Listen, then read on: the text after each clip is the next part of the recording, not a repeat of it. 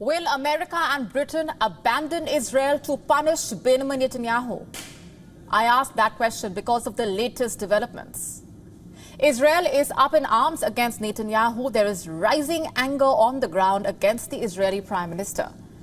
Britain, a key ally, has suspended the sale of arms to Israel. And US President Joe Biden, Netanyahu's closest ally, has publicly lashed out at him for not doing enough to secure a ceasefire deal. But Netanyahu, well, he is adamant. In defiance of protests at home and rising criticism from Israel's key allies, Netanyahu is not willing to budge on his key demand to secure a ceasefire deal. He will not give up control over the Philadelphi Corridor along Gaza's border with Egypt. The question is, will Netanyahu's stubbornness end up costing Israel? Will allies abandon Israel in the war against Hamas in order to punish Netanyahu? All signs do point to this. Let's just take a look at what's happened within the last 24 hours. On Monday, in a combative press conference, the Israeli Prime Minister said that control over the Philadelphi Corridor was a primary war aim. Netanyahu, in fact, vowed that Israel, which currently controls this strip of land, will not relinquish control over the strategic corridor. And this has entrenched the Israeli position, a position that has emerged as a key obstacle in securing a ceasefire-hostage deal with Hamas. Speaking during the press conference, Netanyahu said, and I'm quoting, "Israel will not accept the massacre of 6 hostages. Hamas will pay a heavy price." Standing in front of a wall-sized map of the Gaza Strip that included clip art of bombs and missiles crossing the border, Netanyahu said that Iran's axis of evil needs Philadelphia corridors. Israel must control it, quote unquote. Now, his remarks came hours after US President Joe Biden, who met with his top advisors on the Gaza war, told reporters that he did not believe that Netanyahu was doing enough to secure a ceasefire deal with Hamas. Not just that, Netanyahu's remarks also came after massive protests broke out this weekend against Netanyahu in Israel. On Monday, a general strike was also observed, the latest flare-up prompted by the discovery of the bodies of 6 hostages in Gaza.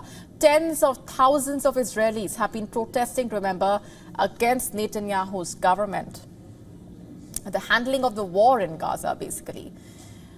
They blame Netanyahu for not taking efforts to secure the release of the dozens of hostages who still remain in Hamas captivity. The same day, Hamas's armed wing warned that Israeli hostages would return to Israel inside coffins, quote unquote, if the Israeli military pressure continued in Gaza.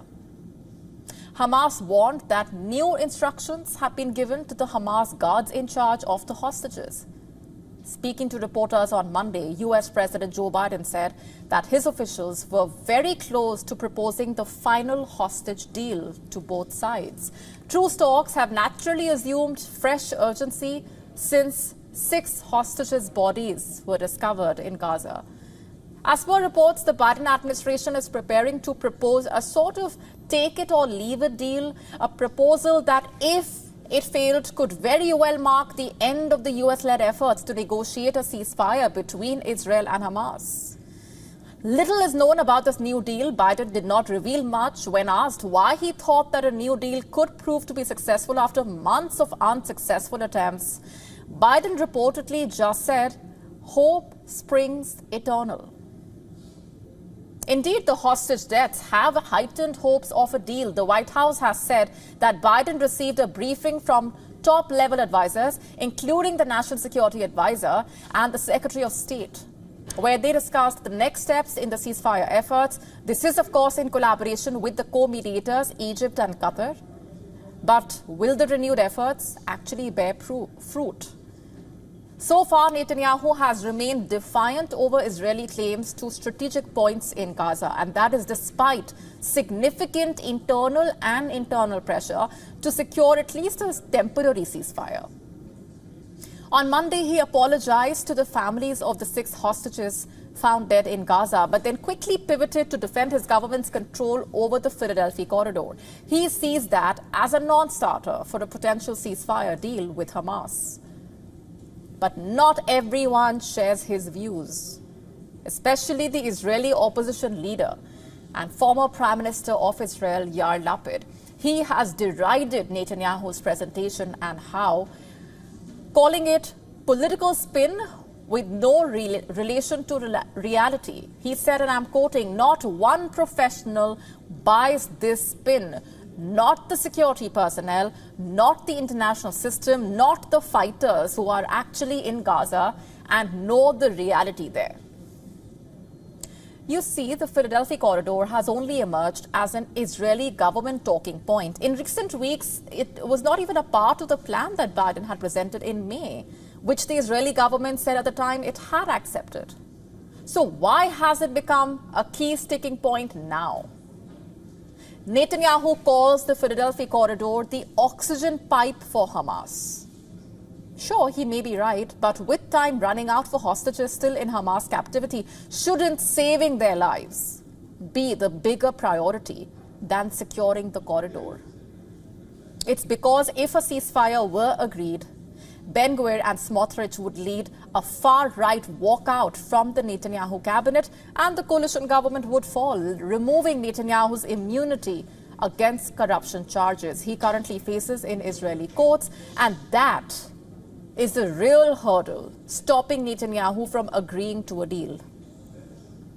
On the ground in Gaza, over 40,000 Palestinians have died in the nearly 11-month-old war. Seeing the devastation, death and destruction in Gaza, the British government has suspended some arms sales to Israel, fearing violation of international law. The British Foreign Secretary has said that the UK would be suspending 30 out of 350 arms export licenses to Israel, affecting equipment like parts for fighter jets, helicopters and drones. He said that the UK still supports Israel's right to defend itself and that this did not amount to an arms embargo. And in response to the Labour government's decision in the UK, former British Prime Minister Boris Johnson accused Britain's new Labour government of abandoning Israel. On Tuesday, Johnson wrote on the platform X, and I'm quoting, "Hamas is still holding many innocent Jewish hostages, while Israel tries to prevent a repeat of the 7th October massacre. Why are Lamy and Keir Starmer abandoning Israel? Do they want Hamas to win, quote unquote?" Of course, Netanyahu also criticized the British government move, describing it as a shameful decision that would embolden Hamas. But you see, the row shows a deep diplomatic rift between Israel and the UK and allies. Although Britain has gone to lengths to explain the decision as carefully calibrated, Netanyahu is facing pressure from Israelis who say that his stubbornness over ceasefire talks had indirectly led to the deaths of 6 Israeli hostages at the hands of Hamas. It's quite clear Netanyahu's allies are running out of patience. Will they abandon Israel because of Netanyahu is the question. We will have to wait and watch. To stay up to speed with the latest news, download the WION app and subscribe to our YouTube channel.